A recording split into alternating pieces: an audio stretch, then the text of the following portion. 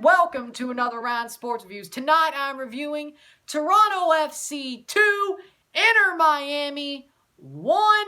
Toronto FC wins, gets the 3 points, and the Supporters' Shield race will go down to the last day, decision day, because Columbus Crew beat the Philadelphia Union 2-1 in Columbus, and Toronto FC won 2-1 over Inter Miami to make it as so that it goes down to next Sunday. Toronto FC will play the New York Red Bulls at Red Bull Arena on Sunday the 8th, and the Philadelphia Union will play the New England Revolution at Subaru Park, both at 2:30 Central, 3:30 p.m. Eastern on Sunday on Decision Day.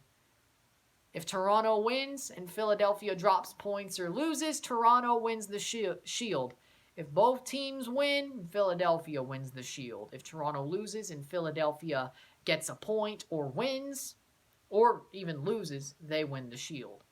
So, let's talk about this game. In the 42nd minute, Blaise Matuidi scores for Inter Miami, has the ball. The ball gets crossed, cut back to him. Gallagher gets pulled out of place.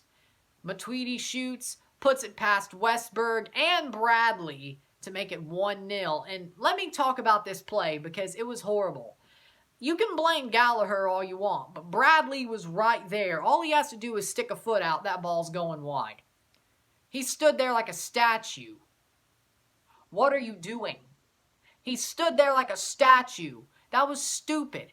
And it's not the first time this has happened since he came back. Against Philadelphia, what did he do? On an open header, Mark McKenzie stands there like a statue. Gonzalez and Simon didn't cover McKenzie. Bradley stays back about a yard, free header goal. So this has happened 2 Sundays in a row. So if you're, or Saturday and Sunday, sorry, because last week was Hell in a Cell. They played on Saturday, then Sunday was, yeah, okay. Back to the point, though.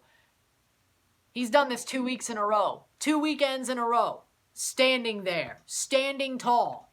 Doing nothing to clear the ball. Is it because he just came back? I have to question that. I'm sorry. I have to question that. It is a joke what he was doing. This should have been a 2-0 win. Simple as sticking your foot out and putting it wide. And you don't. You make this hard. But doesn't matter. In the 55th minute, Io Akinola scores. Patrick Mullins crosses the ball in. Io Akinola controls it. Bodies off the defender. He shoots it in with a nice shot, by the way. To the far post, I think. Was the far post. 1-1. Then, in the 84th minute, Richie Laryea goes down in the box.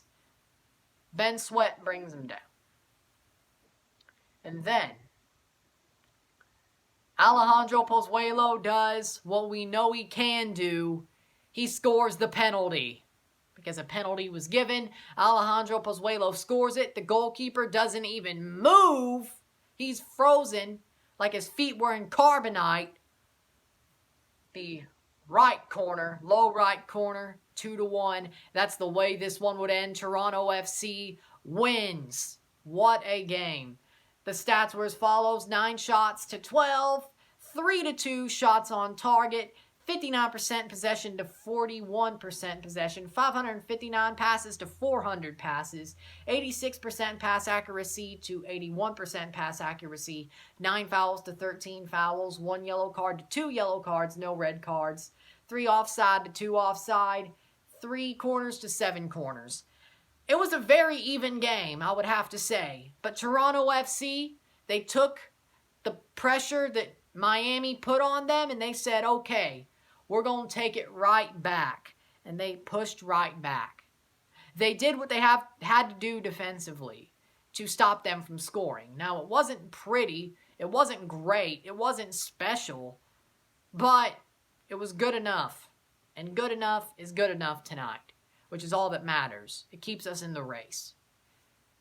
They did what they had to do defensively. Gallagher was good at spots, but sometimes he did make mistakes like the first goal. Mavinga and Zavaleta weren't so bad at the back. They were pretty good. I liked what I saw from both of them. Zavaleta had another good match without any mistakes, or without many mistakes, or noticeable ones that led to scoring opportunities. So I'll give him that. Another good one from Eric Zavaleta. Maybe his form is rebounding, just like Alex Bono's has been. Now, as well, Alro was amazing at the back. Alro was amazing at the back for as long as he was in the match. Good defensively, good moving forward. Larea was better, but Alro was good when he was in the match. Also, Michael Bradley, he wasn't great tonight. If he was a little bit better, this game would have been 2-0 or maybe 3-0. I think it was 2-1 because of him. I blame Bradley for this being a 2-1 win. Now, it's still a win nonetheless, but come on. Come on.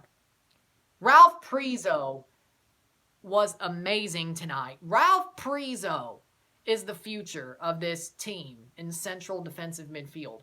Ralph Prizo is like Mark Anthony K 2.0. That's the way I look at him. He is like Mark Anthony K. This kid is special. Gets his MLS starting debut as a starter. First start. Amazing. About 70 minutes. Plays well. Plays like he's been here before. And he was great in the academy. He was great with the Canada under 15s and 17s. Not 21s. But under 15s and 17s. He was good with the Canadian youth teams.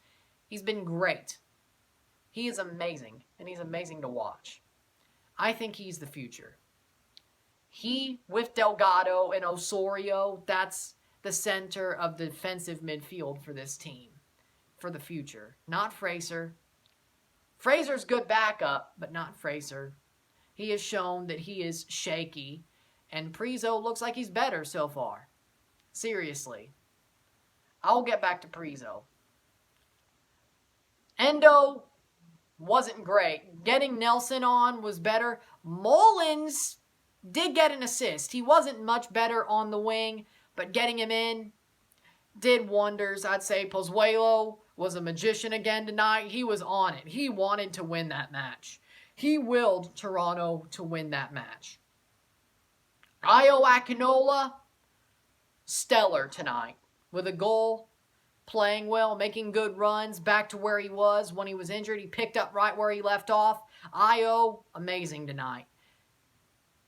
Let's see here.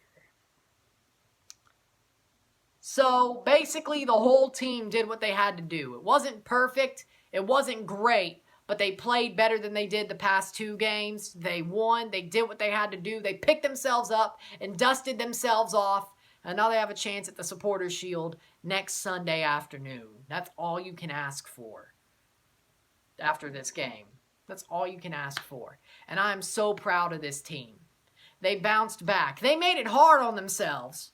Let's not get it twisted. They have made it hard on themselves. But they bounced back. They stood in front of that intensity, in front of that big mountain to climb, and they climbing it. And I had this feeling that this was going to happen. I told y'all the day after they lost to New York. I told y'all what was going to happen. I told y'all they're going to beat Miami and Columbus is going to beat Philadelphia, and this is going to go down to decision day. Now, whatever happens then, happens then. But I've told y'all. I told y'all what was going to happen. I had this figured out. I had this figured out. Toronto responds when things get tough. They respond when things get tough. And it was made even easier by the fact for Philadelphia, they lost Andre Blake as their starting goalkeeper. This is doable. I watched the Philadelphia game too earlier today. They did not look like the Philadelphia who thrashed us or the Philadelphia who have been amazing all year. I told you, Andre Blake made that team damn near invincible. The first game without him, the first game Oh, wouldn't you know it, Joe Bendick in goal. What happens? They lose. And they got to play New England again. And they don't beat New England 4 times in 1 year. All they have to do, all New England has to do is draw to give Toronto the shield. And Toronto has to win. But I think after this, Toronto's going to do all they can to win on decision day. They're not going to leave any stone unturned. I believe in them. I really believe that I think everything's going to go right next Sunday. I'm being serious here. I'm being serious here. You don't look bad for Philadelphia. You don't look trash to a 10-man Chicago and lose to Columbus. And then somebody who's in the middle of those two teams, New England, you really think you're going to win? No. No, I'm sorry. You stick a fork in them, honestly. I'm telling y'all, Toronto's going to pull this off. I'm telling y'all. Now, if you don't want to listen to me, that's fine. If you think I'm crazy, I've heard it a million times. Okay? But again, I'll come up right. Because that's what happens. Whenever I say something, 95% of the time it ends up right. No matter how delusional or crazy it is.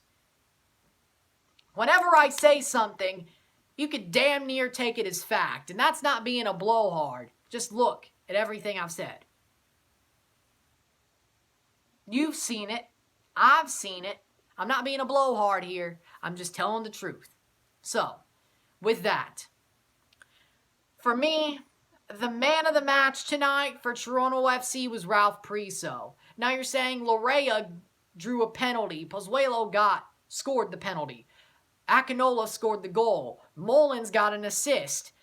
That was all good and well. They got 2 goals, but Ralph Priso, he is the reason the match went the way it did. I really think so. 70 minutes of him being on the pitch in the central defensive midfield, the center of midfield, helped.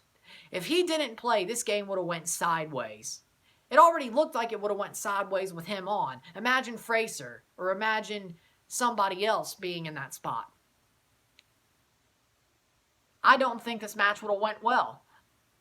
The thing is, it was Ralph Priso. He did amazing tonight. He looked amazing. This kid is special. This kid is going places. So amazing. This kid is going places. I'm telling y'all. This kid is going to go far. And this time, we didn't give him up for nothing like we did Mark Anthony Kaye. And I compared him to Mark Anthony Kaye, and that's where I'm going to stick with it. Because he reminds me of Mark Anthony Kaye, now and at a young age. Because I remember Kaye in the Toronto FC Academy. He looked just as good as this. But Vanny actually gives Priso a shot, and guess what? He earned that shot. He earns more time because of that performance. He is the man of the match, no doubt. No question, no doubt, Ralph Priso. So, with that said, if you like this video, like it, share, subscribe, you know what it is. Tell all your friends I'll be back Tuesday with a Forge versus Tauro FC CONCACAF review with the I voted sticker right about here. If you're in America, remember to vote on Tuesday if you haven't voted early already, by the way. I'm Ron and I'm out. Peace.